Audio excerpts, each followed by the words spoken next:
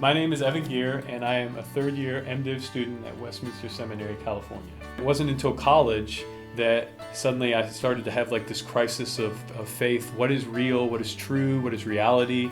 Is what I'm studying important?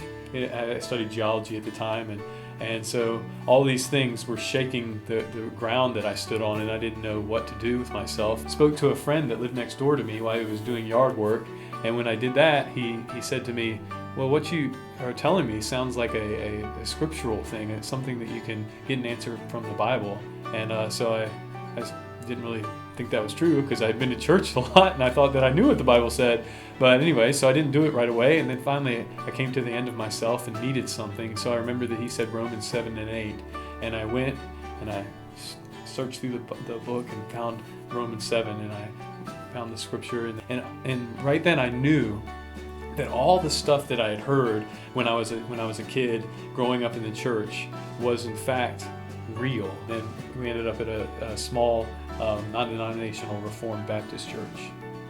When we first got there, the pastor asked me if I wanted to teach, and I said I wanted to, but I wasn't ready yet. And then eventually I grew and was married, and things kind of settled down, and then I said I did want to teach. And then as I taught, he actually had me teach church history. And so as I did that, I realized, hey, maybe I could go back to school again. And I really like this. I like to teach, and I would perhaps like to teach church history. I started my studies in the historical theology program, but after a while I had friends. They were also at school and were Masters of Divinity guys, and they were saying to me, why are you doing historical theology? You seem more like a pastor than a lot of the guys that are studying to be pastors. And I started to think, maybe that's true. And then I asked a couple of the professors, and they affirmed it, and so I switched to the M.Div, and that's what I'm doing now.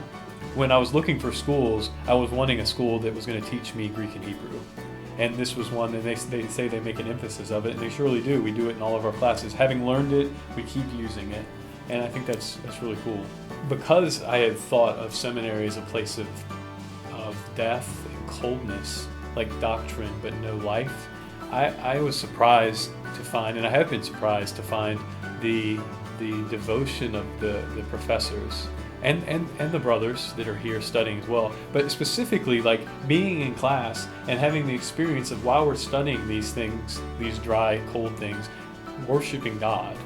And that is a wonderful experience. And I'm thankful because I have sensed in each of the professors that sort of worship. And it's been interesting because some of the ones that I thought would have been the most reserved have been the ones that I've actually seen cry in class over particularly the gospel. Some train of thought led them to speak of Christ and his work on our behalf, and in that moment they lose it because of the comfort that it is. And for them in that moment that it's a real thing, and it means something. It's foundational to their lives, and that's just a wonderful thing.